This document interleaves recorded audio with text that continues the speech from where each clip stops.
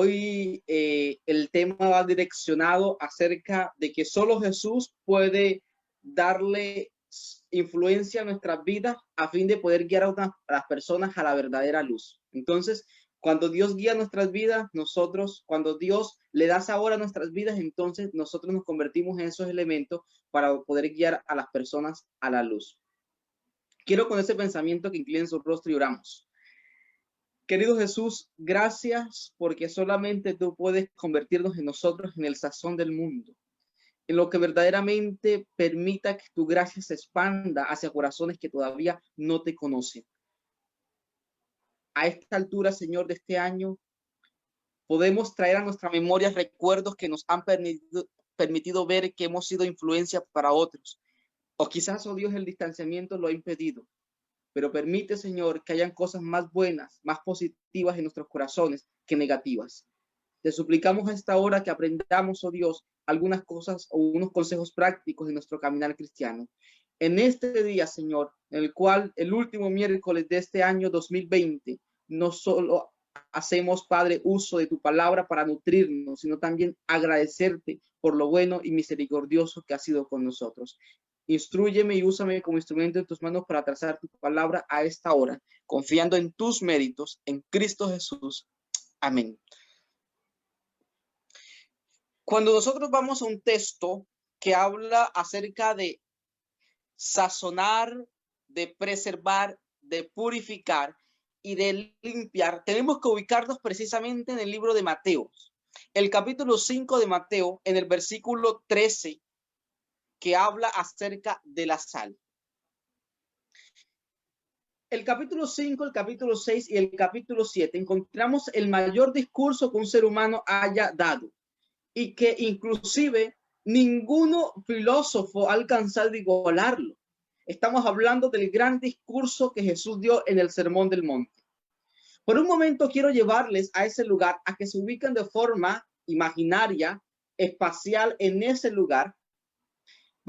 Estamos allí en el monte, están los discípulos más cercanos y están el siguiente grupo que son las diferentes personas humildes de toda esa región, campesinos, personas dedicadas al trabajo y que se encuentran en ese lugar. Personas que también hay algunos infiltrados de la alta alcurnia buscando algún motivo, alguna acusación al joven nazareno, a Jesús, quien en ese momento daba el discurso acerca del reino de los cielos. Pero es interesante notar que las personas que se acercan a Jesús en ese momento no iban o no esperaban un discurso como Jesús lo transmitió. Ellos esperaban un discurso real, alguien que pudiese mostrar lo que el Mesías vendría a ser, destrucción del imperio romano y de vuelta el reino al poder de los judíos. Pero no era ese el reino que Dios vino a establecer en este mundo, un reino fundamentado en el amor, cuyo principio es el móvil de cada acción del ser humano. Así que el versículo 13 dice, vosotros sois la sal de la tierra. Después que Jesús ha argumentado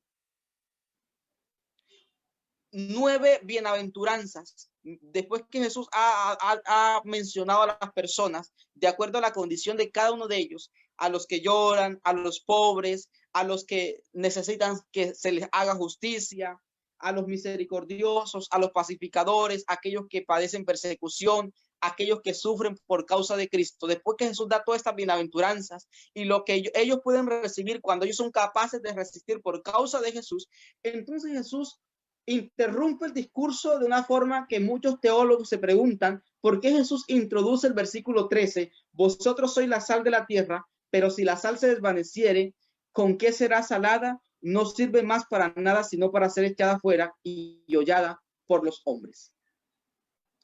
Jesús llama la atención de cada una de las masas, de las multitudes que se encontraban a su alrededor, y les dice, ustedes son la sal de la tierra. Pero si la sal se desvanece, entonces ustedes dejan de darle el sabor que el mundo necesita. No sé si a ustedes les ha pasado en algún momento en el cual no les es posible saborear algo, una comida, ustedes no se la comen, cuando ustedes sienten que no hay presencia de sal en esa comida.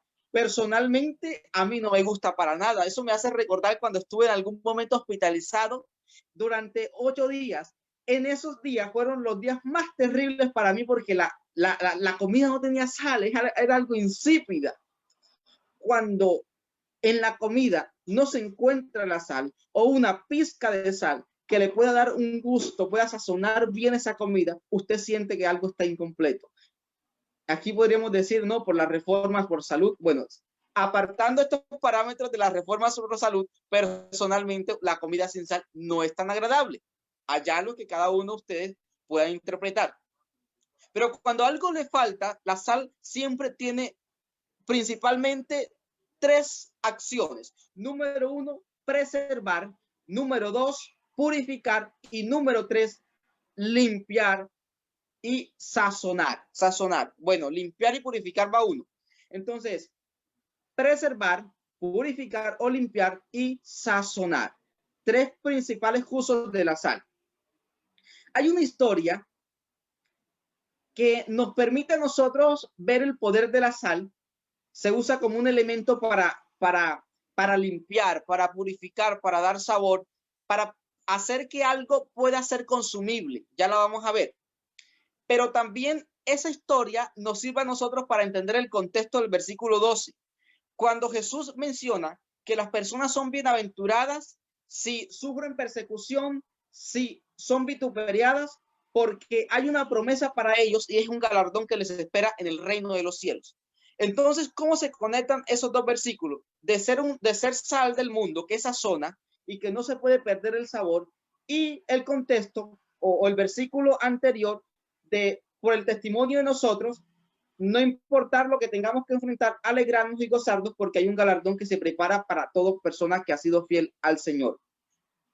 Esa historia la encontramos en Segundo de Reyes, capítulo 2, versículo 18 al 23. Allí encontramos nosotros la historia de el evento posterior cuando Elías es llevado al cielo en el carro de fuego. Recordemos que había muchas personas que conocían a Elías. Alguna de ellas era Eliseo, ese discípulo de Elías. Y habían otras personas los cuales cuando no vieron a Elías, a Eliseo andando con Elías, ellos se preocuparon. Y los versículos 18 al versículo 25 hablan precisamente de eso, de unos grupos que le dicen a Eliseo, ¿es qué pasa que Elías desapareció? Quizás Elías fue que algo se lo llevó o tuvo un golpe y cayó en algún lado y nosotros no lo hemos encontrado. Déjanos que nosotros vayamos a buscarlo. Y Elías dice, no, no lo hagan. Es que él no está. O sea, él no está. No lo sigan buscando, que él no se encuentra. Ellos insistieron. Eliseo dejó, vayan y búsquenlo. Trataron de buscarlo, no lo hallaron por ningún lado. Cuando ellos vuelven, ellos llegan a una ciudad y encuentran que en esa ciudad el agua era una agua no apta para el consumo humano. Así que esas personas se le acercan a Eliseo y le dicen, Eliseo, mira, es que esta agua que está aquí no sirve para el consumo humano. Y Eliseo dice, vea, tráigame un poquito de agua, versículo 20, en una vasija y colóquenle sal. Y se la trajeron y entonces la llevaron al manantial y entonces aquella agua se convirtió en apta para el consumo humano. Y allí da una aplicación espiritual allí mismo Eliseo.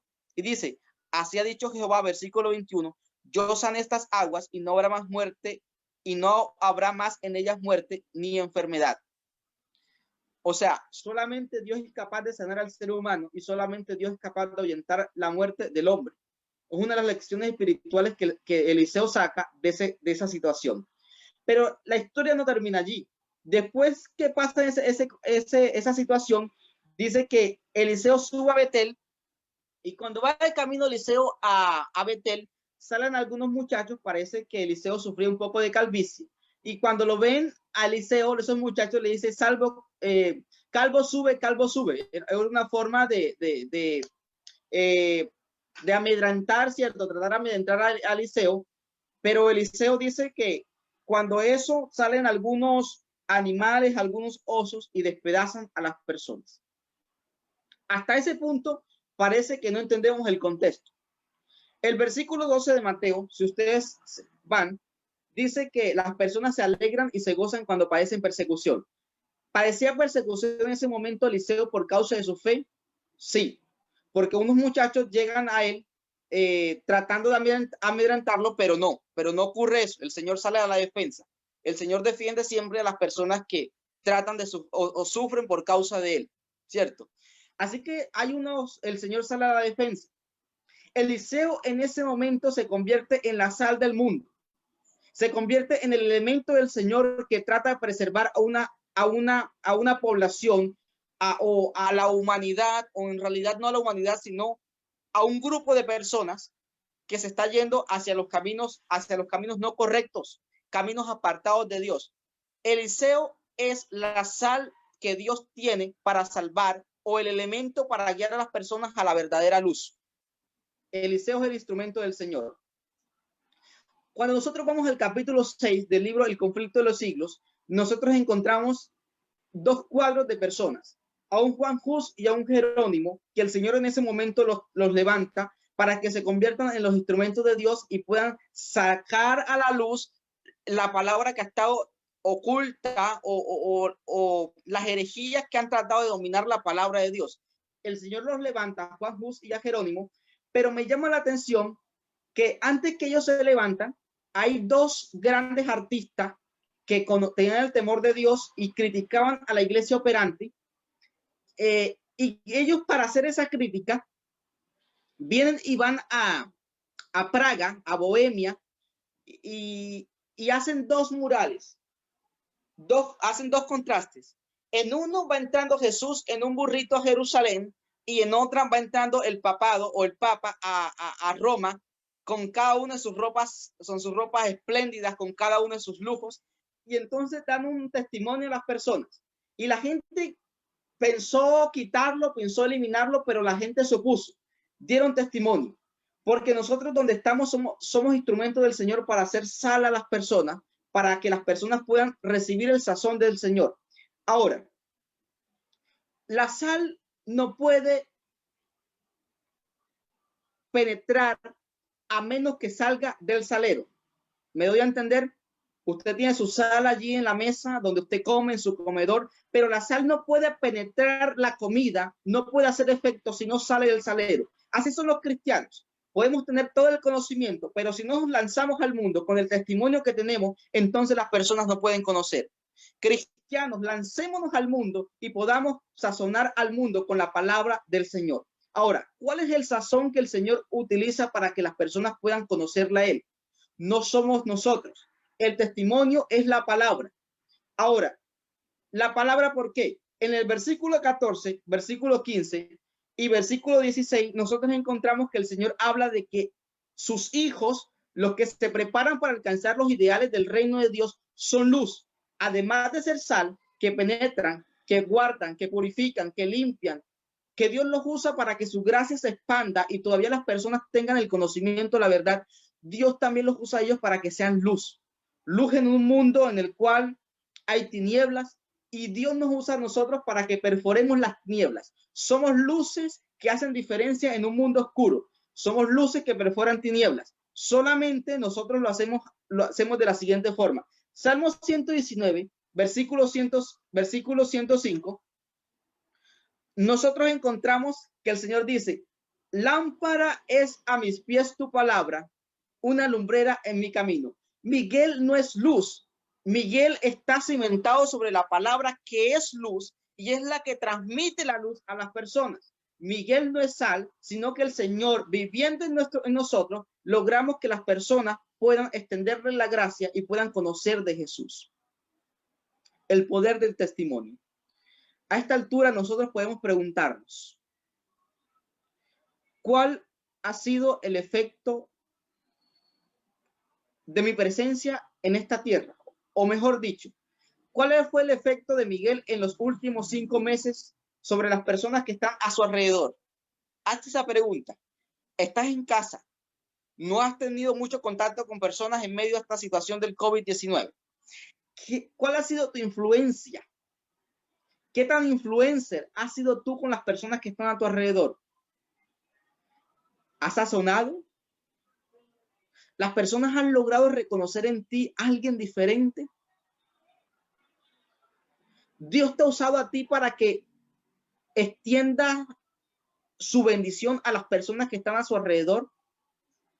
Cuando nosotros vamos al capítulo 12 de Génesis, encontramos que el Señor no solamente quería tener una relación especial con Abraham, el Señor quería que la relación especial que él tuviese con Abraham se extendiera ¿a quién? A las ciudades circunvecinas. Y dice, a todas las familias de la tierra. Es decir, convirtiéndonos el Señor o dándonos el Señor su bendición, nosotros somos los instrumentos para que otras personas participen de las bendiciones de Dios. La pregunta es, en los últimos 6 meses, ¿hemos sido testigos de cómo la bendición que Dios nos ha dado a nosotros ha servido para bendecir a otras personas? Se está acabando el año. Mañana se nos acaba el año 2020. Dios te ha usado de tal forma que tú has logrado o has visto cómo Dios ha transformado el corazón de alguien que estaba a tu alrededor. ¿Has alegrado el corazón de alguien a través de tu presencia? Quizás se acabará este año y quizás no hicimos nada de esto. Pero ¿por qué no pedirle al Señor que este 2021, iniciar el 2021, lo podamos hacer dependiendo y sosteniéndonos únicamente de su misericordia? Que en el 2021, al inicio, tú puedas ser la sal, tú sazones tu familia, tú sazones las personas que están a tu alrededor en el trabajo, tú puedas preservar, la gracia de Dios se puede extender hacia las personas que están a tu alrededor. Haciendo la obra de colportaje durante esta vacación de 2022, he podido ver cómo hay personas dispuestas a escuchar el mensaje de Dios, solamente que no hay personas que sazonen sus corazones, o no hay luz que les llegue a ellos en su oscuridad y puedan transmitirle las verdades del reino a esas personas. Somos la sal del mundo y tenemos que entrar en el mundo y penetrarla mediante el sabor. Somos la luz del mundo, una luz cimentada en la palabra del Señor que pueda llegarle a conocer. Y quiero ir a una cita más. El efecto de ser una luz en el mundo. Vamos al libro de Filipenses, capítulo 2, versículos 12 al 18. Filipenses.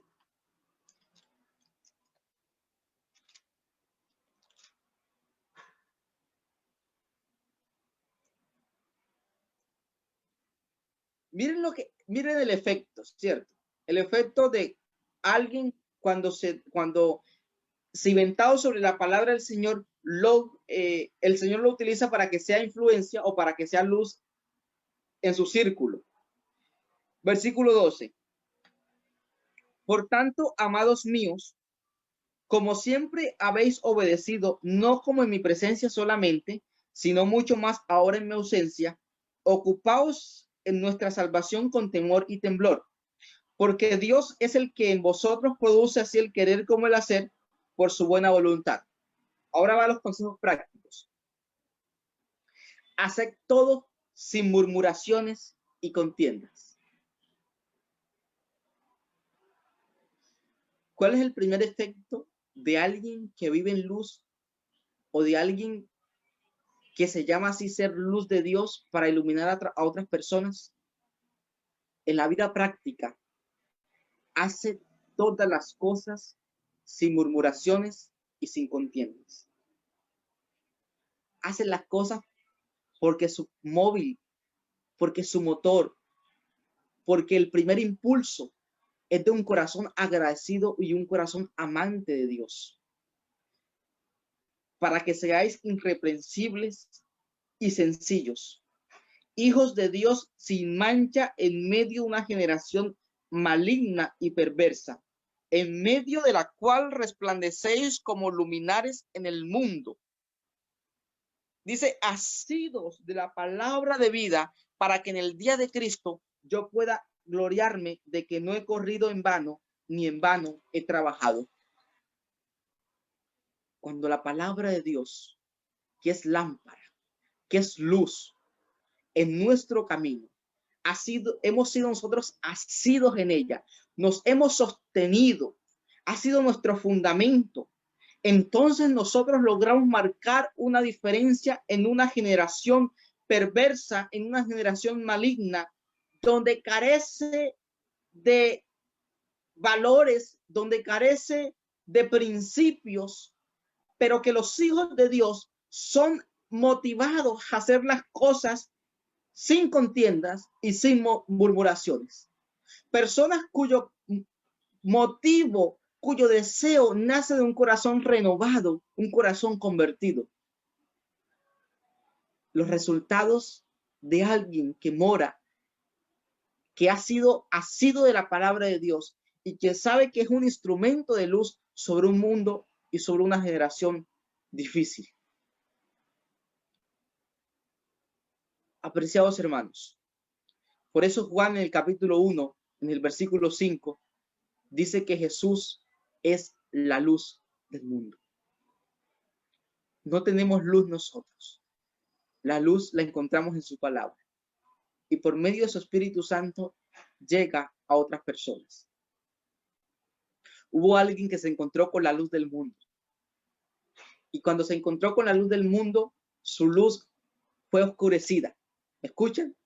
Cuando alguien se encuentra con la luz verdadera, la luz humana se oscurece. Y fue Pablo. Pablo tenía luz y buena luz. Pero cuando se encontró con Jesús, con la persona de Jesús, en aquel camino hacia Damasco, su luz se oscureció. Su vista se oscureció para que aprendiese a descubrir la luz que viene del cielo. Y por eso en el capítulo 26 de Hechos, el versículo 18, él entiende que Dios lo ha colocado como luz de los gentiles, como persona, como un instrumento de Dios para llevar salvación a otras personas. Porque la luz de Pablo se oscureció para dar lugar a la luz de Cristo que permanece para siempre. Apreciados hermanos, somos nosotros la luz que Cristo tiene en esta tierra. Porque somos el pueblo que nos sostenemos solamente en un escrito está. Solamente en un así dice Jehová.